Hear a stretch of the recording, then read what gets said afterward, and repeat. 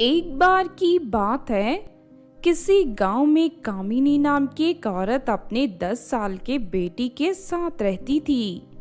लेकिन काफी समय से उस गांव में सूखा पड़ा था, जिस वजह से कामिनी अपनी बेटी को लेकर मजदूरी करने शहर चली जाती है। तभी कामिनी देखती है कि शहर में सड़क बनाने का काम चल रहा है। ये देख कामिनी ठेकेदार के पास काम मांगने पहुंच जाती है। ठेकेदार कामिनी को मजदूरी के काम पर रख लेता है। इस बात से कामिनी बहुत खुश होती है और मन लगाकर अपना काम करने लगती है। लेकिन एक दिन कामिनी सड़क पर डामर डाल रही थी कि तभी अचानक उसका पैर फिसल जाता है और वो रोड रोलर के नीचे आ जाती है, जिस वजह से कामिनी के मौके पर ही मौत हो जाती है। ये देख कामिनी की बेटी दुखी होकर रोने लगती है। उसके बाद वहां मौजूद सभी मजदूर कामिनी की लाश का क्रियाक्रम कर देते हैं। फिर अगले दिन वो सभी मजदूर ठेकेदार के पास पहुंचते हैं और उससे कहते हैं कि वो कामिनी के बेटी को उसकी मौत का मुआवजा दें। मजदूरों की बात सुनकर ठेकेदार गुस्से से आग बबूला हो जाता है। और देखो, मेरे घर पर पैसों का पेड़ नहीं लगा है जो मैं ढेर सारे पैसे तोड़कर कामिनी की बेटी को दे दूं। और वैसे भी कामिनी अपनी गलती की वजह से मर गई है, इसमें मेरा कोई दोष नहीं है। ठेकेदार का स्वार्थी स्वभाव देखकर सभी मजदूर गुस्सा हो जाते हैं। और ठेकेदार साहब, अगर आपने कामिनी की बेटी को मुआवजा नहीं दिया तो हम सब इसी वक्त काम बंद कर देंगे। ये सुनकर ठेकेदार जोर जोर से हंसने लगता है। देखो, ये सभी धमकियां पुरानी हो चुकी हैं। मैं तुम जैसे दो कौड़ी के मजदूरों के सामने नहीं झुकने वाला। अगर तुम लोगों को जाना है तो यहाँ से चले जाओ। यहाँ का काम बंद करके मैं शहर में कहीं और काम शुरू कर दूंगा। मेरे पास काम की कमी नहीं है, लेकिन एक बात सोच लो, काम बंद करने की वजह से तुम सभी लोग भूखे मर जाओगे। ठेकेदार की धमकी सुनकर सभी मजदूर घबरा जाते हैं और अपनी भूख से मजबूर होकर चुपचाप काम पर लग जाते हैं। दूसरी तरफ मरने के बाद कामिनी एक चुड़ैल बन जाती है। कामिनी देखती है कि उसकी मासूम बेटी सड़क पर लोगों के सामने भीख मांग रही है और सभी लोग उसे डांट कर भगा रहे हैं। ये देख कामिनी को बहुत गुस्सा आता है।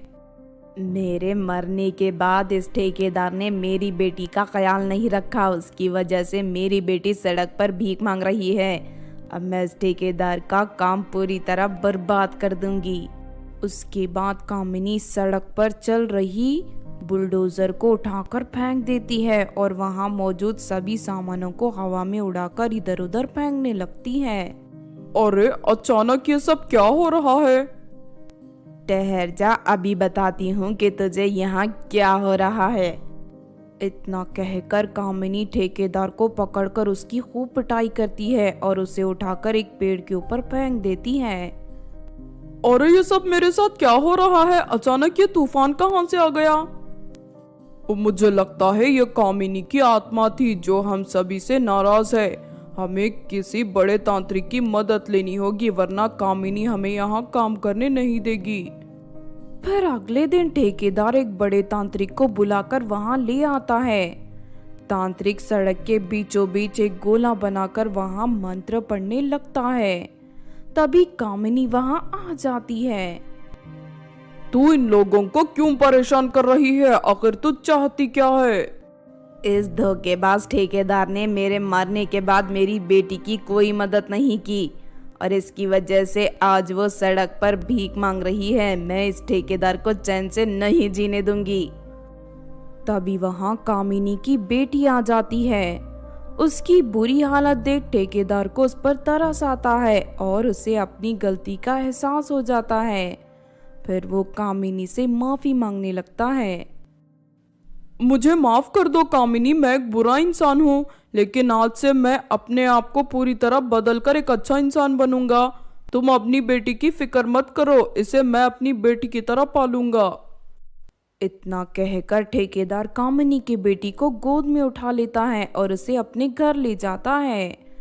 उसके बाद ठेकेदार कामिनी की बेटी का दाखिला शहर के सबसे बड़े स्कूल में करवा देता है।